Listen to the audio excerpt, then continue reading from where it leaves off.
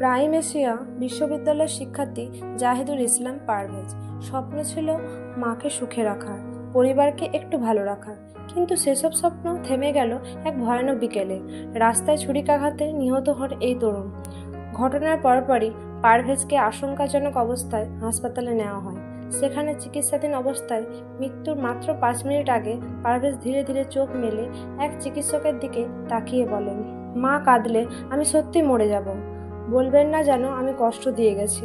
চিকিৎসকেরা জানিয়েছেন তখনও তার মুখে ছিল মার কথা। শেষ মুহূর্তে পারভেজ অস্পষ্ট স্বরে বলেন, মাকে বলবেন আমি চেষ্টা করেছিলাম।